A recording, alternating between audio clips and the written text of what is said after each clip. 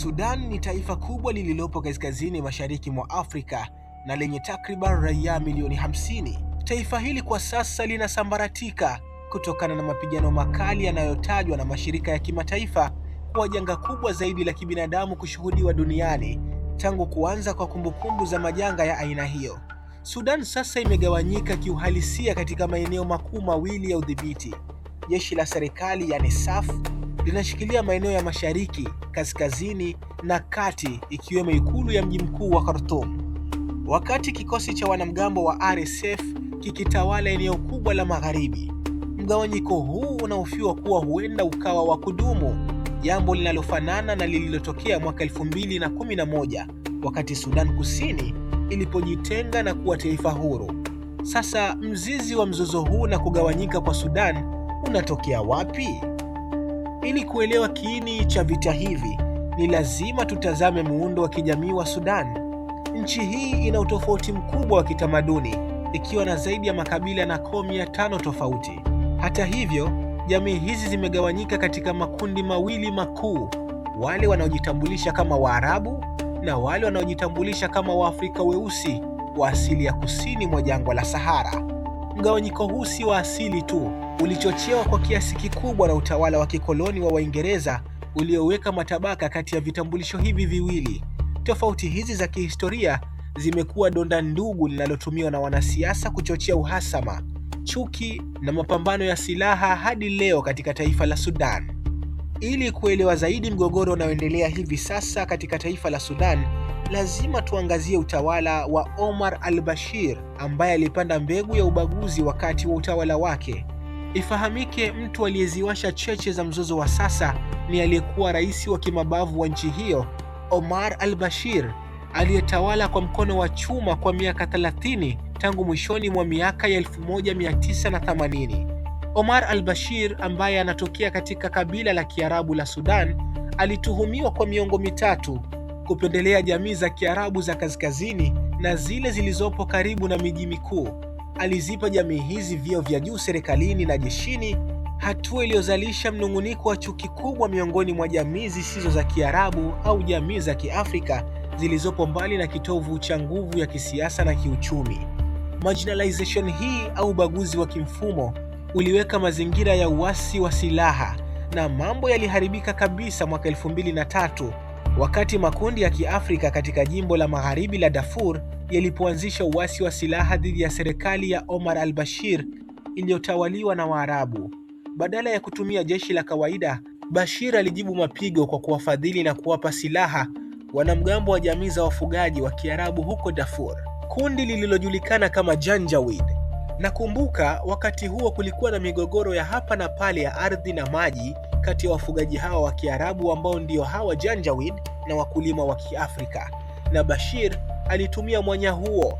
Wanamgambo wa Janjaweed walifanya mauaji ya kimbari dhidi ya Waafrika weusi, wakichoma moto vijiji vyote na kuua takriban watu 300,000. Mwaka 2013 Bashir alirasimisha wanamgambo hawa na kuwabadilisha jina kuwa kikosi cha dharura, yani Rapid Support Forces, chini ya uongozi wa General Hemedti, kikifanya kazi kama jeshi lake binafsi nje ya jeshi rasmi la taifa. Mpaka hapo nadhani umenielewa. Mwaka 2019 upepo wa mabadiliko ulivuma nchini Sudan kupitia maandamano makubwa ya raia waliokuwa wakidai demokrasia, wakiona kuwa utawala wa Omar al-Bashir utazamisha jahazi. Wakati huo jeshi la serikali SAF chini ya General Burhan na kikosi cha RFS ambacho zamani kilikuwa Janjaweed chini ya Generali Hemedti waligeuka dhidi ya bosi wao na kumwondoa madarakani, na huo ndio ukawa mwisho wa utawala wa Omar al-Bashir. Baada ya hapo kukawa na kipindi cha mpito cha kushirikiana madaraka kati ya viongozi hawa wa kijeshi na wawakilishi wa kiraia.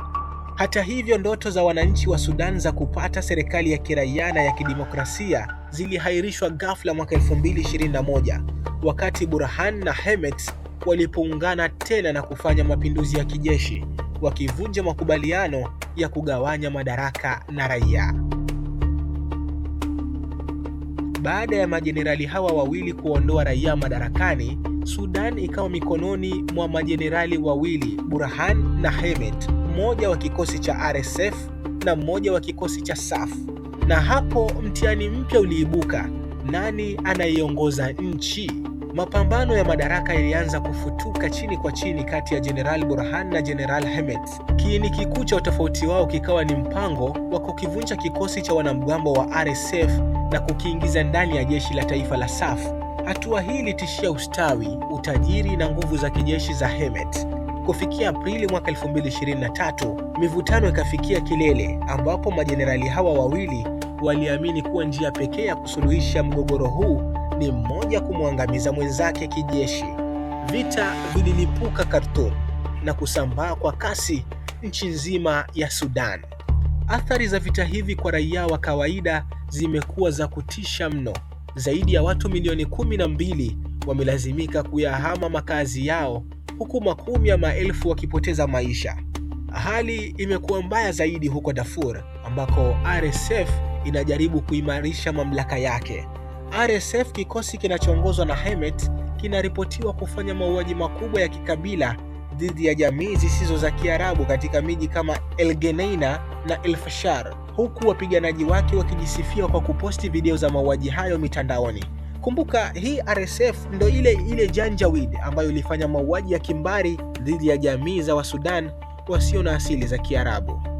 Wachambuzi wengi wanabainisha kuwa RSF inamiliki vinasaba sawa na vya Janjaweed, na kimsingi hawa RSF wanamalizia kazi ya mauaji ya kimbari walioianzisha miaka 20 iliyopita. Marekani tayari imetangaza rasmi kuwa vitendo vya RSF huko Darfur ni mauaji ya kimbari, yani genocide. Sasa kama sote tunavyojua hivi sasa, popote palipo na vita lazima kuna mtu anafaidi chini kwa chini. Najua sote tunajiuliza hili swali: nini kinachofanya vita hivi kuendelea kwa muda mrefu? Jibu liko kwenye rasilimali na ushawishi wa kigeni. Pande zote mbili za RSF na SAF zinafadhili vita hivi kupitia biashara ya mabilioni ya dola ya dhahabu inayochimbwa kote Sudan na kusafirishwa nje ya nchi kupitia mitandao ya walaguzi na nchi jirani. Zaidi ya hayo, mataifa ya kigeni yanamwaga petroli kwenye moto huu kwa kusambaza silaha, licha ya kuwepo kwa marufuku ya Umoja wa Mataifa tangu mwaka 2004. Ripoti ya Amnesty International ilifichua uwepo wa silaha mpya kutoka Uturuki, Urusi, Serbia, China, Yemen na hata Umoja wa Falme za Kiarabu. Kijiografia na kisiasa, Misri inaunga mkono jeshi la serikali la SAF ili kulinda usalama wa mipaka yake, huku likitegemea silaha kutoka Uturuki na Iran. Kwa upande mwingine, Umoja wa Falme za Kiarabu unatajwa kuwa mfadhili mkuu wa kisiasa na kijeshi wa wanamgambo wa RSF. Sasa vita hivi mpaka sasa vinaendelea na sidhani kama vitaisha mapema, sababu majenerali hawa wote hawataki kuachia madaraka wala kutumia madaraka kwa pamoja, na njia kuu ambayo majenerali hawa Hemeti pamoja na Burhan wanaona ikiwa mmoja atauawa basi ndio itakuwa suluhisho la mzozo huu. Na pia hizi nguvu za nje hazitaki vita hivi viishe kwa sababu bado zinafaidika. Mpaka sasa tumeona hivi vita vya Sudan si vita vya wenyewe kwa wenyewe vya kawaida. Ni vita dhidi ya raia na mapinduzi dhidi ya matakwa ya wananchi waliotaka demokrasia. Kwa hiyo demokrasia ina gharama yake. Unaweza kuitaka kisha ikakushinda.